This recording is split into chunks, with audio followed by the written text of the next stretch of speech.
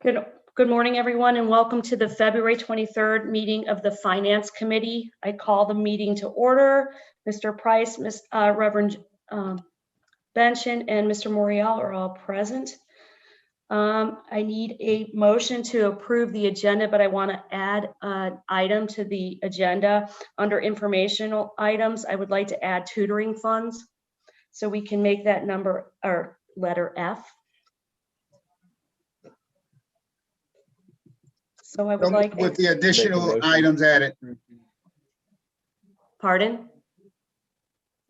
So move with the additional items added. Oh, thank you. Second. All those in favor? Aye. Aye. Aye. Thank you. Next is I need a motion to approve the January 26th meeting. Motion to approve January 26th meeting. Second. All those in favor say aye. Aye. Thank Aye. you. 4-0. Action item is budget amendments and transfers. Ms. McLam? Yes. So I've got this month's amendments and transfers. You'll see there are some state amendments. I noticed I had an extra line on there with no increase or decrease on it. That was just inadvertent. I didn't delete that line, but everything is in balance there. So those are just some additional funds we've gotten from the state. On the federal side, you'll see an amendment that includes some of the CARES Act funding, as well as some Title I funds. So the last page is Title I, that begins with workshop expense field trip. Is that Title I? Federal? Like which ones Those are transfer. Those are some of the transfers. So throughout the year, right. yeah. Okay. So, I meant just, okay, so the federal funds on the first sheet, what is that for?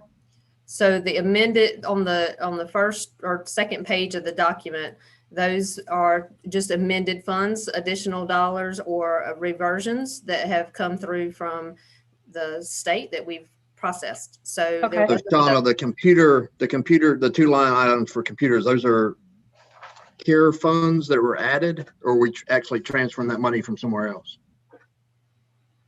Okay, so are we still on federal? Because there's not any computer on federal. So if you look at what's in board docs, the very first page is federal funds. The very first page is state funds. No, Yeah, state funds, first page. state funds, okay. Yeah. But I'm looking at the second page, federal funds, that says computer software supplies, $150,000 increase. Yes, those are some of the CARES Act dollars. So that's one of the, that's the digital curricula account that we just received all the funding for. So that's the budget increase for those funds. Okay.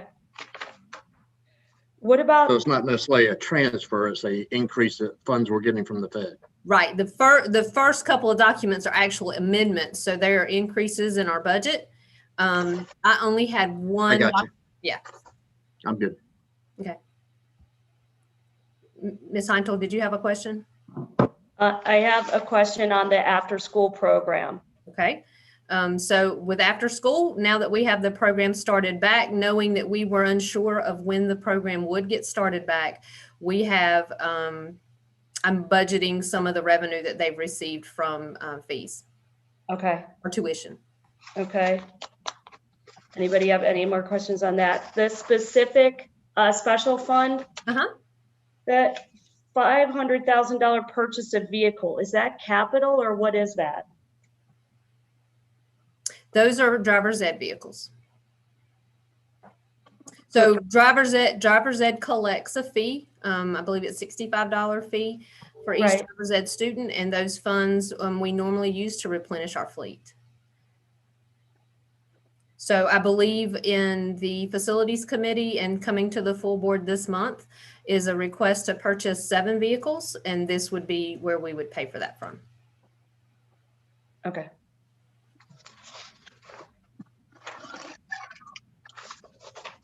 Are there any other questions on any of the, and then the final page are just some transfers that are processed for multiple accounts. Throughout the year, we do make adjustments to federal budgets as spending is needed. So these are just transfers within those funds. Okay.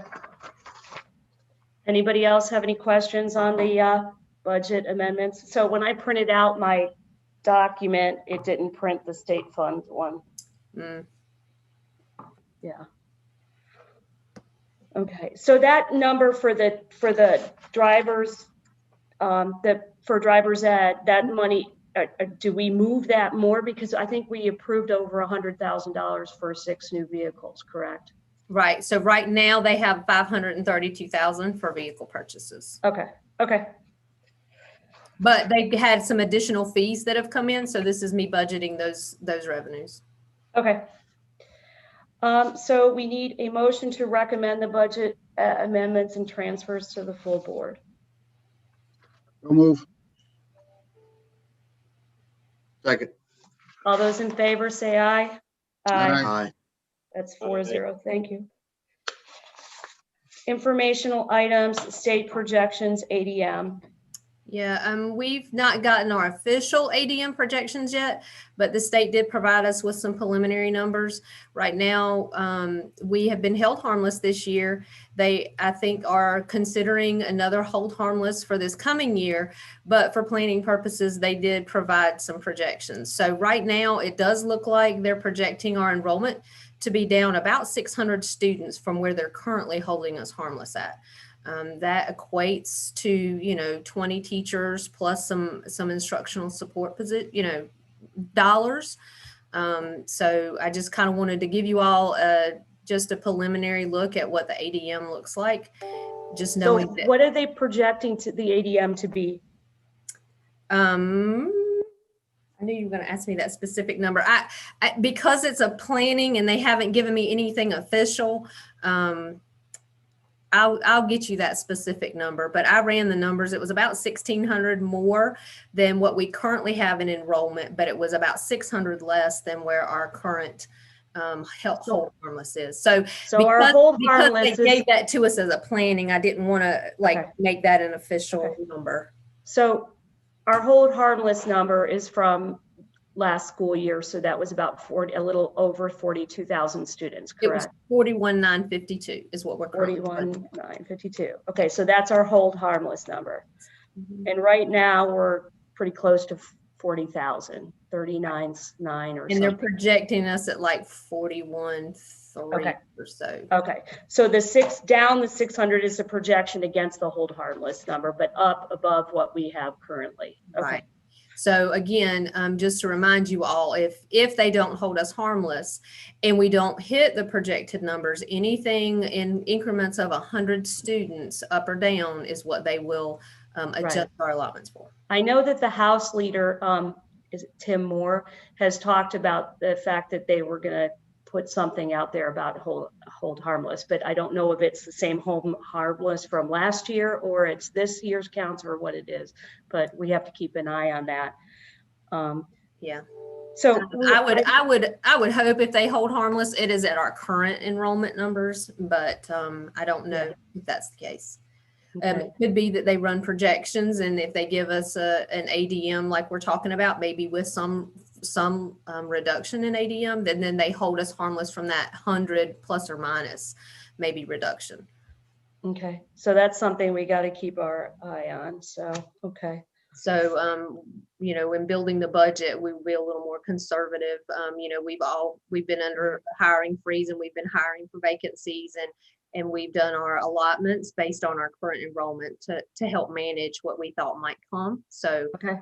Where we could, we were making a few adjustments. Okay. Okay, that's good. I think that, that our kindergarten classes were lower this year than we've seen before. So in next school year, we'll see students coming in either kindergarten or first grade if they're over the age of 6. So there would be that balancing, especially since K and 1 are funded allotments that are required by the state for class size. So that's going to be interesting. class size will definitely be a high consideration when we start doing this too. And we will work with the schools for their enrollment, you know, as they are actually registering students. We're going to try to keep an eye on that so we can, you know, have a better idea of what students we will have in kindergarten and first grade that may not have been here. Okay. Okay. Anybody else have any questions on that? Nope. Okay, next is district rankings. Thank you for putting these in our, it's sad to say that, okay, so I made local salary supplements were the first one that you put in there. So in 2018, we were 12th in the state for local salary supplements for teachers. In 2020, we were 17th, and now we're 19th. So we keep dropping. We made it a priority last year in our budget, but we didn't get funded for it. So it's something we need to keep an eye on for this year's budget as well. And I know that one of the items is all the unfunded requests that we had from last budget season. So, but this is just another thing that it just keeps hurting us. So. Well, and I also included in board docs the link to the statistical profile data on DPI's website. There's a lot of information out there at the state level, at the local level, and different things that you could go out there and look at if you had any, you know, other things you were interested in looking. So, but these were the ones that I felt were the most important to bring to your attention, and highlighting the districts that we consider in the Big 12. So the ones that are not in highlight are those that we normally compare ourselves to, or that we are in, you know, Dr. Houlihan is in constant communication with a lot of those superintendents, and they have a group that they talk about some of their challenges. Right. So I just our biggest challenge is CMS, because it borders us, and we lose teachers to CMS all the time because their supplement's higher. So now, Ms. Shannon, are you saying what you just said, there's other things out there that we can look at as a way of saying, when we see this, it's not as bad as it seems? Is that where you were kind of headed? No, there's a lot of statistical information that the state gathers and provides for all districts. They compile it at the state level as well as at the district level. These are the things that I feel are the most useful in budget planning. So that's why I shared them. We refer to them a lot. You can see where there are some differences in our state funding. And a lot of times that number is what puts us at such a low number at statewide. I mean, our current ranking at 105, is pretty low for as many students as we try to support. But we also rank like 116, I believe, in state funding, which is mostly due to our demographics in our county. Even though we have a varying different, you know, from one side of the county to the other, we really have such a difference that is created with our wealth in one side that puts us as an average for our county much lower and not eligible for some of the other state funding, just due to those factors. I think currently we are ranked 100 out of 100 counties with the highest per median income per capita. So which I would not have expected, but the statistical information that's out right now has us listed at 100 out of 100. So in one sense, the success of our county in terms of folks being, upward mobility hurts us in terms of receiving additional funding sources. So again, success isn't rewarded. Right.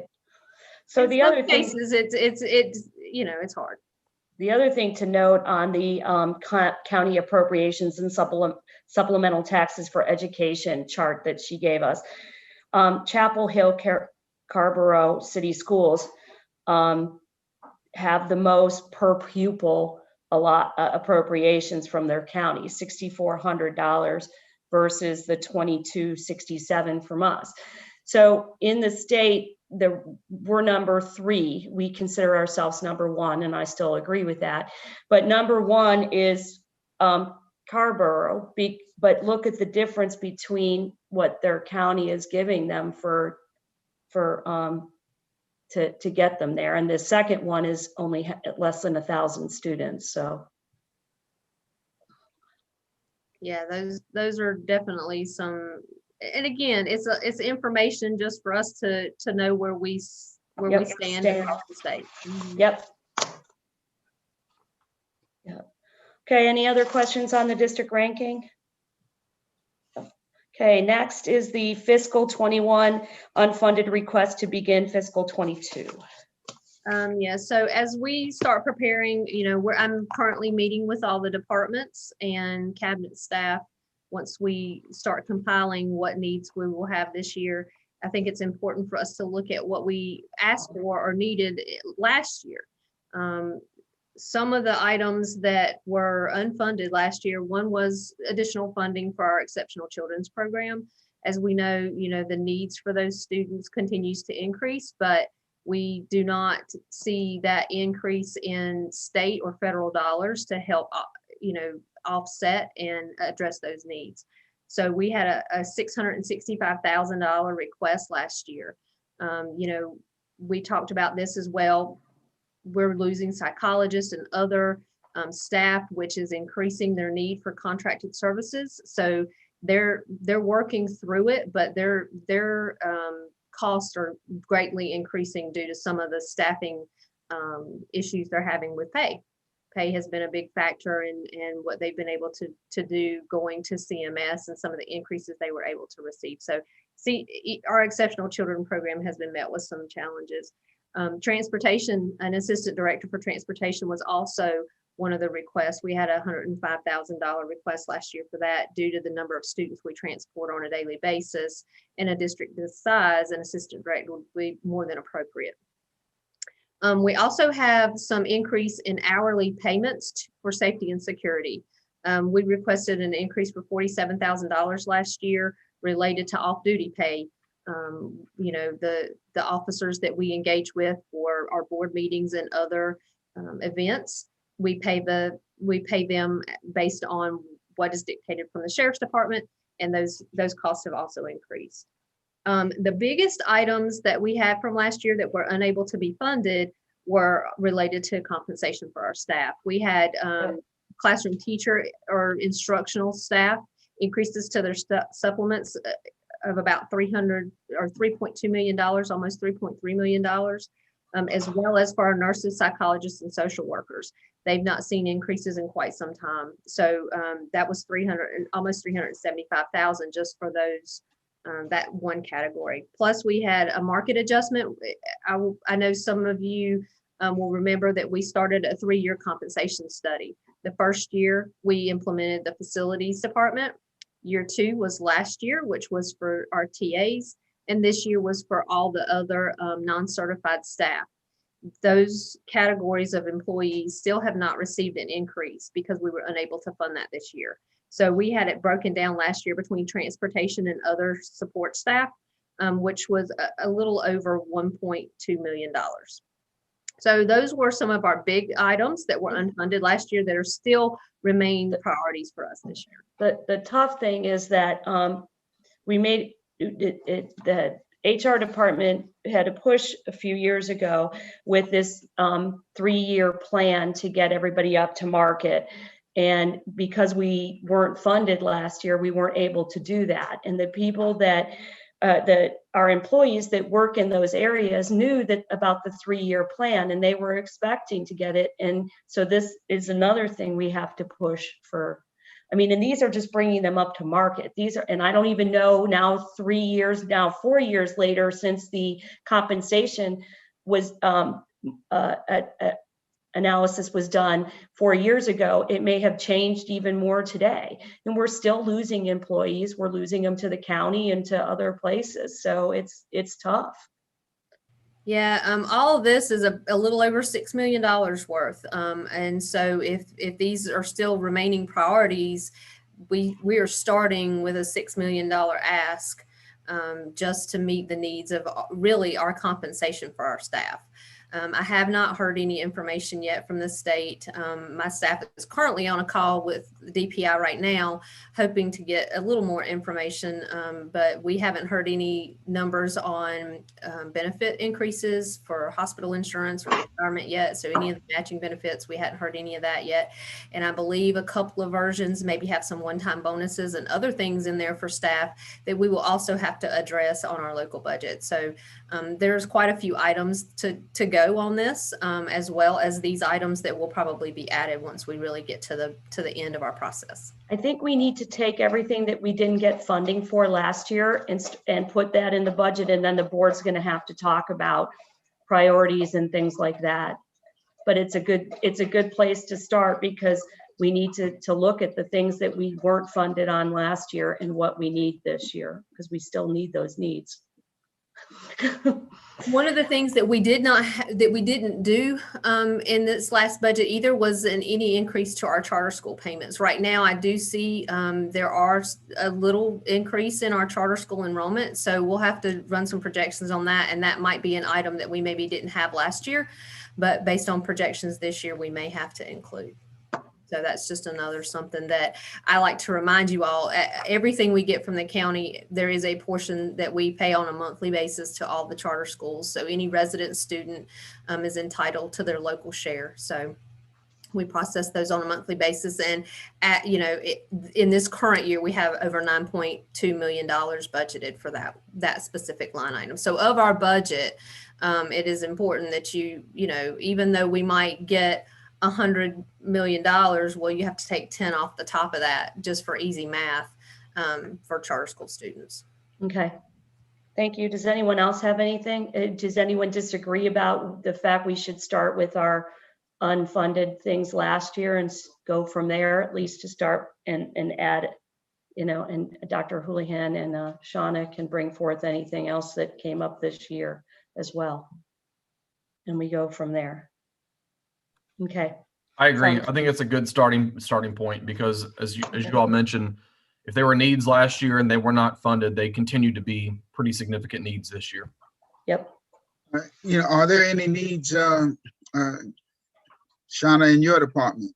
Is there any need for additional staffings in your department? Finance, we're trying to get through this modernization project, and I'm trying to see what, if any, efficiencies we gain from this project once we get them implemented, to identify additional needs. My staff has been working very diligently, and we are very stretched very thin. I would say I have a very minimal, for the amount of work that we do, staff. But right now I'm holding for that decision until we get this project implemented and really see what efficiencies we might gain, and maybe if we can reallocate, or if I do need some additional staff. But right now, we have a staff member that her whole job right now is just dedicated to this project. So, once we get the project implemented, I'll be able to utilize her a little differently, but it takes a full-time person really to do that. So I'm kind of down a budget person just for working on the project. Oh, so the answer is yes. Okay. I get that. All right. Thank you. Shauna, what is the timeline around the modernization project? When's that scheduled to be complete? We are currently working on doing training for all of the school staff. It's been going very well. Everyone's been very complimentary and are really excited about the project. We are waiting on some logistical things, some sign-in and communication between the districts and DPI right now, that we really just have to kind of wait for them to work through. Whereas, when we first embarked on this, we were not a pilot district. And again, we've done our job in Union County and moved ahead, and we are one of the pilot districts now. So we are working through making sure those connections and communications, that the reporting that they get and all the information that they need on a monthly basis is accurate. So once we get through that, it's hard to say, because we're kind of waiting for them on that. So we'll just have to, I'm hoping maybe for April, but we'll just have to hold that until they make those connections and we verify all that first and do all our appropriate testing. Thank you. Thanks. Okay, next is marching band travel, which probably should have been a action item to take to the full board. No? Well, it came up 2 years ago. We included in our budget additional funding for the high schools. We give the high schools money for travel and transportation for athletics, and the marching band, with their equipment and other needs, also needed some funding to assist with that. So we issue those funds to the schools, and they asked, since the marching band wasn't able to travel this year, could they use those funds for instruments? So I just wanted to bring that to you all and get feedback. If we need to make it an action item, we can definitely do that. We should. Okay. It's $5,000 per high school, correct? Correct. Okay. And they do have a lot of instrument repairs and other needs. We do issue funds to them about this time of year for the repairs. We have a budget line item for that very purpose. So this will help assist them in adding to that, and maybe they can buy a couple of needed instruments and do whatever repairs that they need.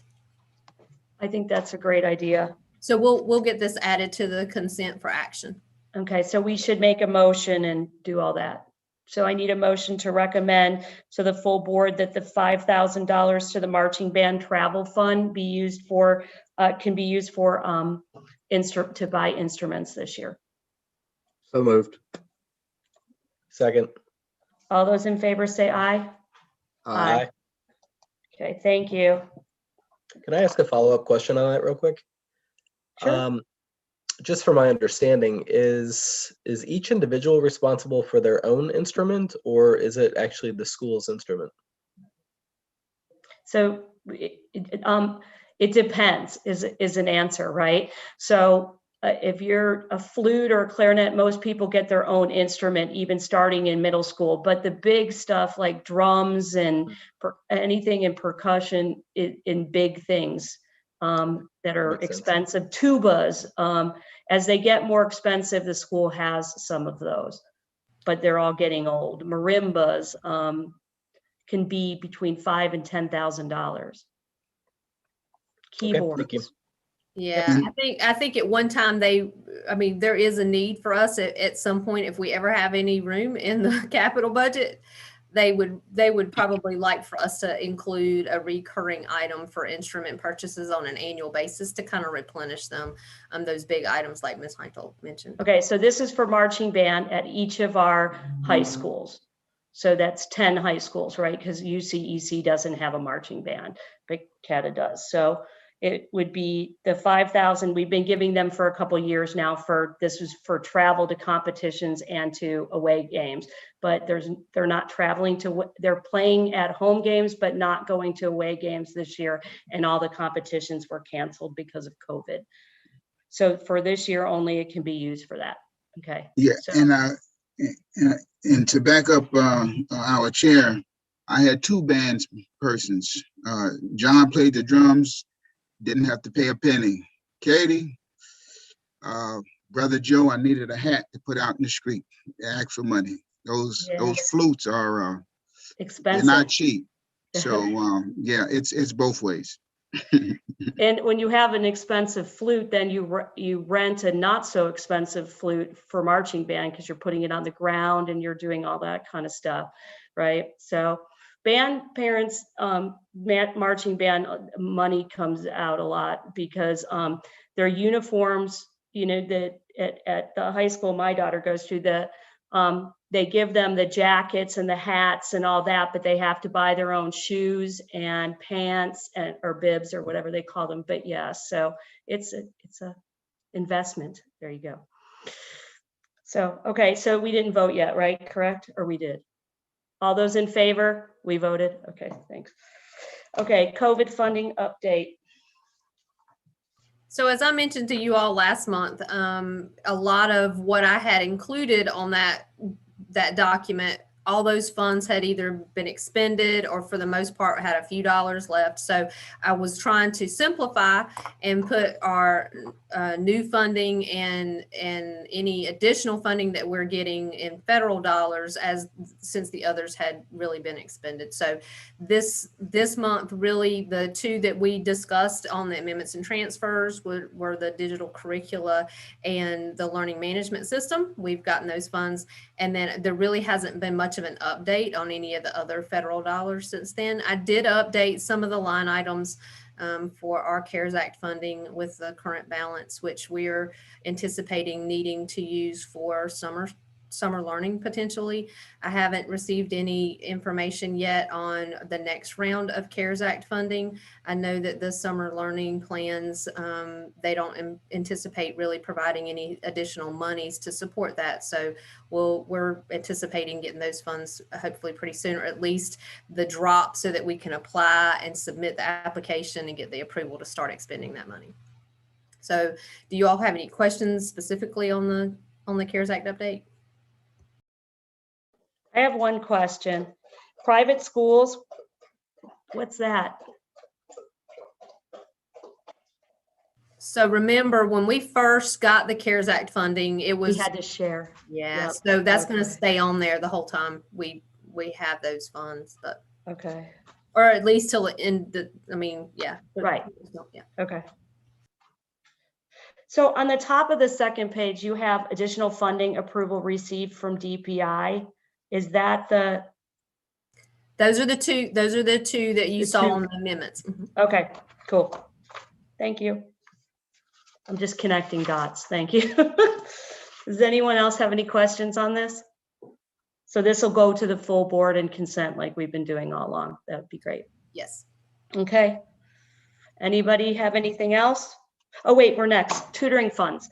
So at our meeting a couple weeks ago with respect to tutoring funds for the learning, loss of learning, we talked about hourly payments and things like that. And I think there's an update with respect to that, especially with respect to teachers. So at the meeting a couple weeks ago, we talked about teachers getting paid their hourly wage, which wouldn't be much less than the $25 for math tutors. And I guess there's an update. So Sean, I'm going to let you do that. Yeah, as the plans were being submitted, we identified that several schools were utilizing some of our current employees that were hourly. Due to FLSA guidelines, we are required, if you exceed 40 hours, to pay you at time and a half. So a lot of those staff members would have been making more than a certified teacher. And so to resolve that, we reviewed the current bachelor's scale for teachers, determined that right at up to the 24-year of experience mark we hit that $30 an hour. And so we set a minimum flat rate for a teacher at $30 an hour to prevent them from making any less than potentially an hourly staff member like a TA. So it was just an effort to reconcile and make it equitable instead of allowing something like that. We wanted to make sure we took care of our instructional staff.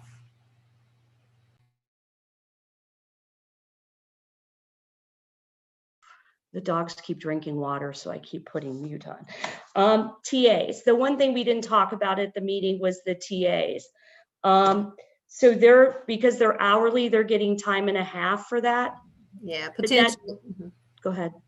Yeah, and if they've taken the math assessment, it's potential that if their time and a half was less than that 25, they could make the 25. So again, to resolve that, to ensure that we didn't have certified staff, we wanted to make sure they had that minimum flat rate.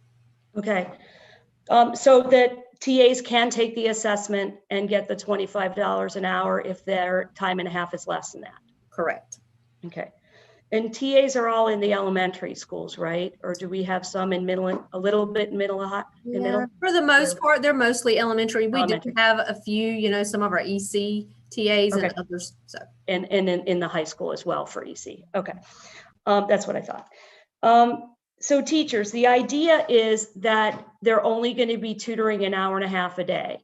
So Well, each school has submitted different plans. Some of them are doing a period of time per day. Some of them might be doing in the afternoon. I think it's really going to be dependent on what interest they can get with parents and with students.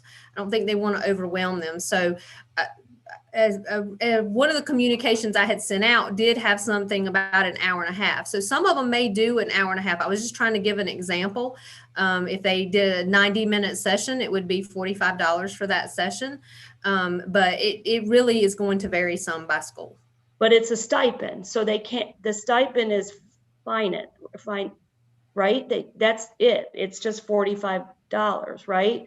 Well, it was based on a $30 an hour rate for an hourly rate of $30. So it Right. will be a stipend, and we'll pay them based on the number of cumulative hours that they've worked. Can they So get it's not more going to than, be like I'm gonna pay you like an hourly employee, but they will have to track their time so that we can ensure that what we're paying a stipend for will meet. so maybe I'm just not understanding this. So can they get more than one stipend a day, or is that the $45 is the stipend just for that?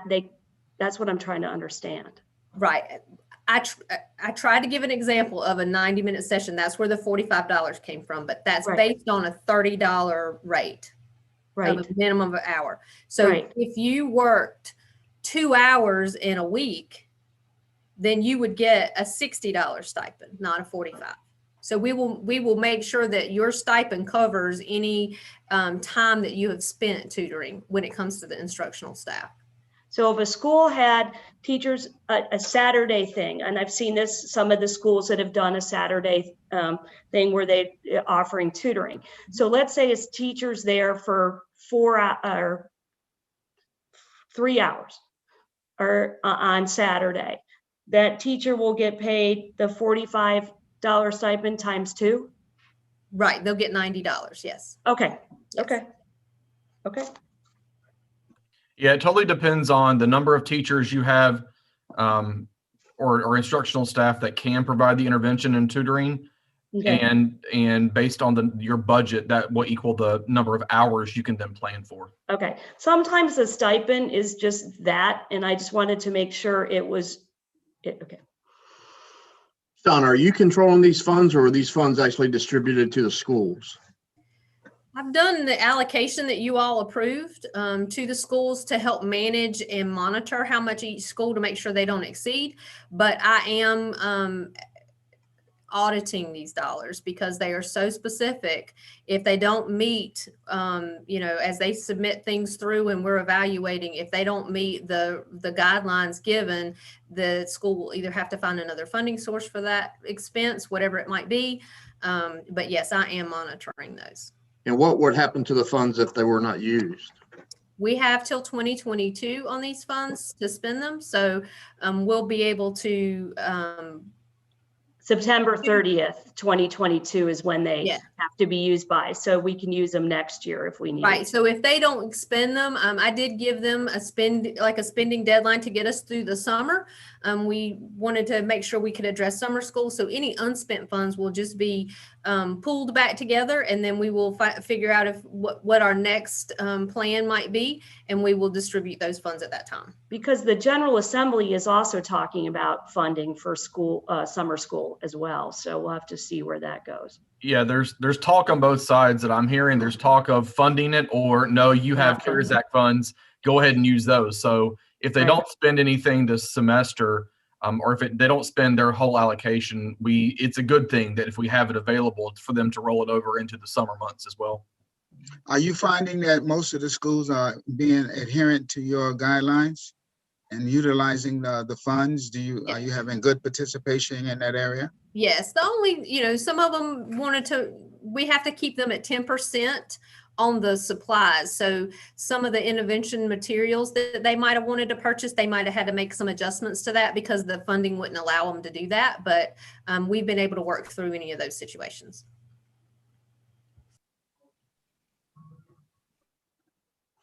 Okay, anything else on that? Okay. I think it would probably be good too for the board to hear this at our board meeting, just because it's a change from what we had heard from our special meeting, so. Okay, anything else? No. Our next meeting is on March 23rd. We have the joint meeting with the county on the 18th. So everybody, I would assume, have that on their calendar. There might be a change of venue, but we're still working on that. So, and that's it. I need a motion to adjourn. Madam Chair, this Yes. next meeting, will it be Zoom as well, or will we be in the, So we started doing Zoom because it was easier for some of the members who have jobs, and I have to drive my daughter to school in the morning. But yes, we can do in person, especially when we start getting into the budget. It probably would be better to have it in person meeting. So I will get with everybody to determine what time everybody's available to do that, what time is better for people. great. Is that good with Joe and Todd? We'll just figure it out. Sounds good. Thanks. Okay. So I need a motion to adjourn. So move. Second. All those in favor? Aye. Aye. Aye. Thanks. Have a good day.